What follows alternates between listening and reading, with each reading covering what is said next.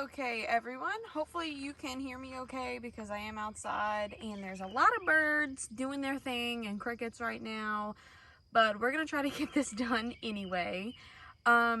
So this is the actual Coleman cooler. Again, as I stated in the video before, it is a 40 quart electrical cooler and it is the Coleman.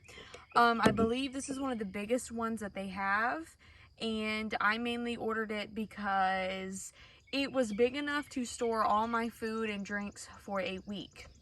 Now, I will tell you, before I did this, I did not read the reviews myself, all to which I should have. But I'm gonna go ahead and walk you guys through kind of what the cooler looks like, and then I'll leave my complete honest review about it and we will just go from there. So first, I can show you the inside of this cooler.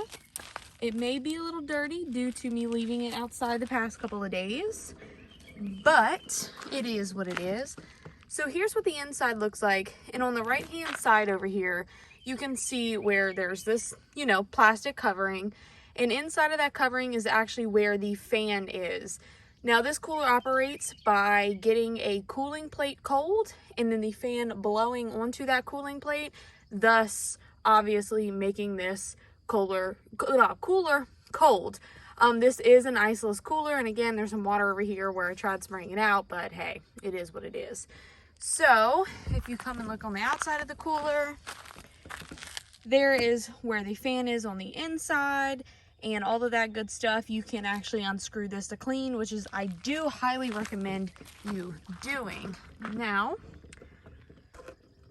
sorry y'all, this is new equipment, trying to get used to it. Here is the plug into it. Now this is a little rusted as well, as you can see, but it is a 12 volt plug-in that just plugs right into, your vehicle, whatever you want it to do. I don't know if you can see it. It may not focus simply because it's trying to focus on my cooler. Let's see if we can get it to focus. There we go. You can see where it's kind of disgusting looking, and if you can see where up top is a bunch of like weird ridges, and down here, well, that's one of the things about this cooler that I will explain later. The biggest review I have for this cooler is not good. The biggest problem I had with this cooler is the fuses blowing about twice a week to once a week. I was replacing the fuse, which is inside of this. I was replacing it once or twice a week, which is not normal. The other thing is, these coolers are very famous for their fans to stop working or for the cooling plate to stop working. A lot of people are complaining about replacing that as well. The other thing is, like I showed you on the plug-in part, this, what I was talking about, the major issue, ends up melting. The plastic itself was melting not only into the actual power outlet, but it was melting itself. The fuse would melt to the inside of it, and all the components would just basically get so hot, it would melt together. This is a big problem with Coleman coolers. I've talked to other people and I've done further research, and they have actually had the same thing. So with that being said, I would definitely think about that before getting this cooler. Another thing that I know people say is they tend to not last.